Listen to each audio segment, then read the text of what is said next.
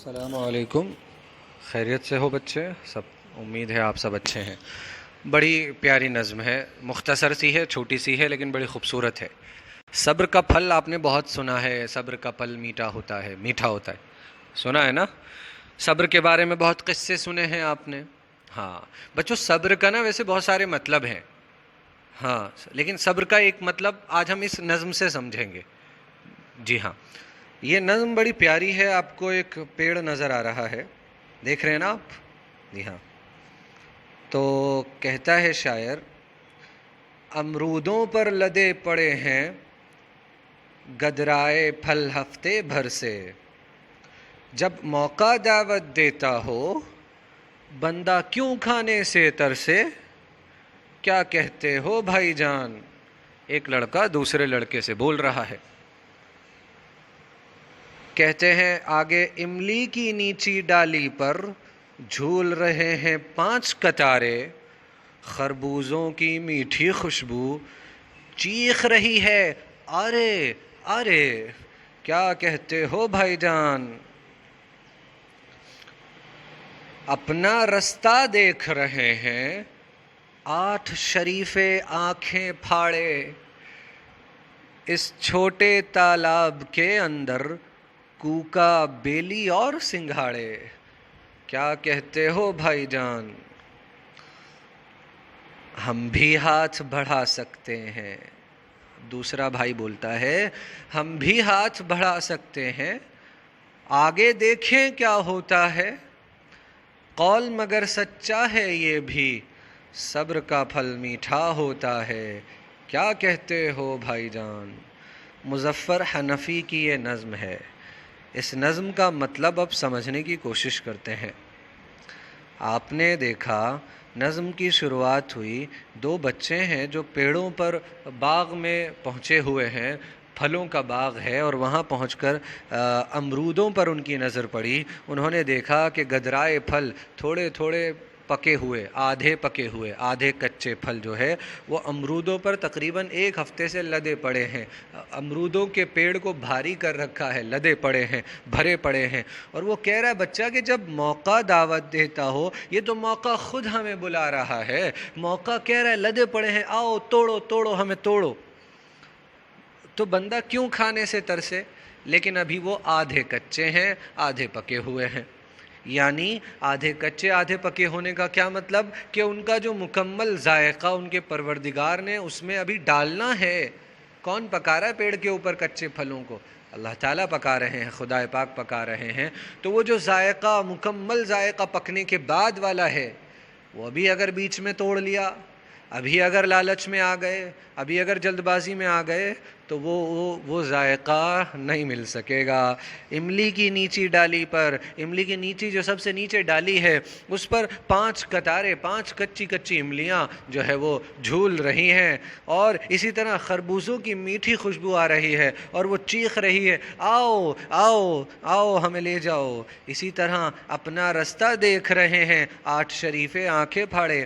شریفہ پھل ہوتا ہے نا، وہ آنکھیں کھول کر اپنا رستہ دیکھ رہے ہیں کہ ہم کس راستے پر جانے والے ہیں، ہمیں کون لے کے جانے والا ہے. اور تالاب کے اندر کوکا بیلی ہیں، نیلوفر کے پھول ہیں اور سنگھاڑے ہیں. جی ہاں، یہ بھی دیکھ رہے ہیں کہ کون ہمیں لے کے جائے گا. پھر ہم بھی تو ہاتھ بڑھا سکتے ہیں بھائی جان. یہ جب ہمیں کوئی روک ٹوک نہیں ہے، کوئی روکنے والا نہیں ہے، ہم بھی تو ہاتھ بڑھا سکتے ہیں. آگے دیکھیں گے کیا ہوتا ہے.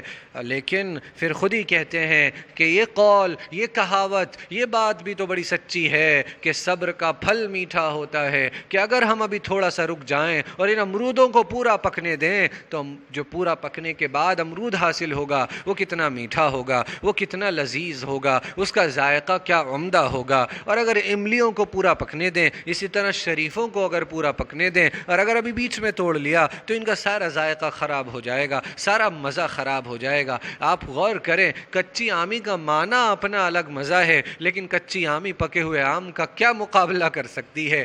جی ہاں، لیکن اگر ساری کی ساری کچی آمیاں ہی توڑ لی جائیں تو پکا ہوا آم کا وہ ذائقہ حاصل نہ ہو سکے گا، وہ رس آپ کو کبھی نہ مل سکے گا جو رس اس میں خدا پاک پیدا کر دیتے ہیں. صبر کے ساتھ ہی یہ سب حاصل ہوتا ہے. زندگی میں بھی بچوں، ہاں، جلد بازی سے کام نہیں لینا، شارٹ کٹ سے کام نہیں لینا.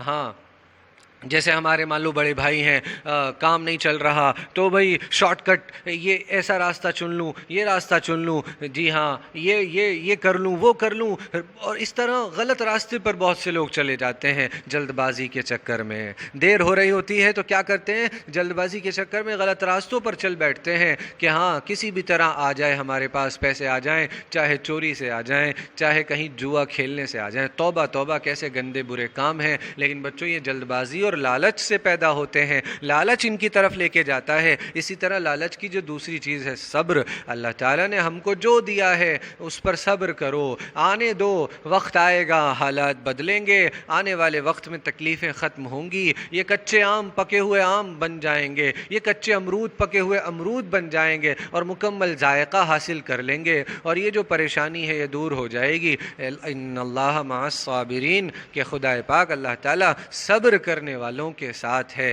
جو صبر کرتے ہیں ان کے ساتھ پروردگار کی مدد رہتی ہے. جو سیدھے راستے پر چلتے ہیں، اپنے راستے پر، صحیح راستے پر جمے رہتے ہیں اور صبر کرتے ہیں، پریشانیاں آنے پر سیدھے راستے سے بھٹکتے نہیں ہیں، غلط راستے پر نہیں آ جاتے ہیں. تیاری نہیں کر سکے، محنت نہیں کر سکے، چلو فرہ لے چلو، امتحان کے اندر چیٹنگ کریں گے، آگے والے سے پوچھ لیں گے، پیچھے نہیں نہیں نہیں نہیں. صبر کرنا ہے، محنت کرنی ہے، اپنا کام خود کرنا ہے. ہاں تو بچوں یہ نظم ہمیں مظفر حنفی صاحب جو اس کے شاعر ہیں صبر کی جو ہے وہ بات سمجھا رہے تھے. اور جب پک جائیں گے پھل تو اس طرح جیسے آپ کے سامنے ہیں اس طرح حاصل ہو جائیں گے.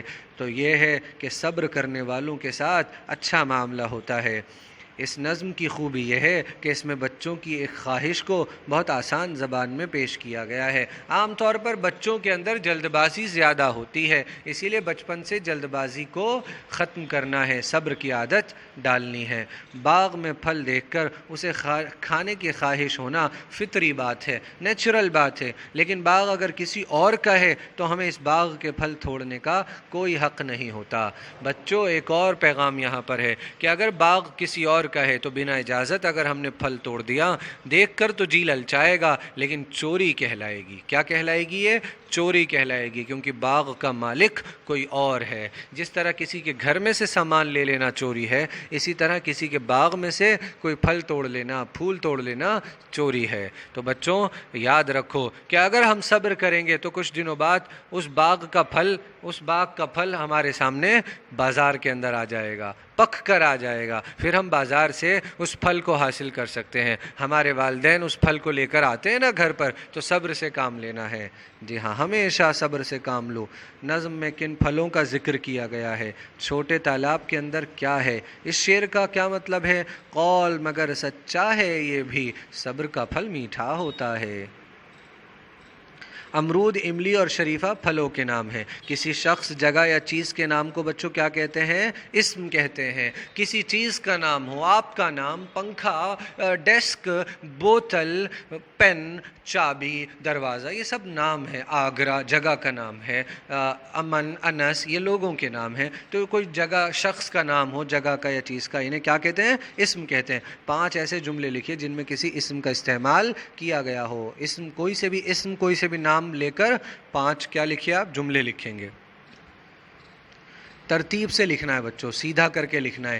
چیخ رہی ہے آرے آرے، جھول رہے ہیں 5 قطارے، املی کی نیچی ڈالی پر خربوزوں کی میٹھی خوشبو. اوپر نیچے کر دیے گئے ہیں یہ مصرے.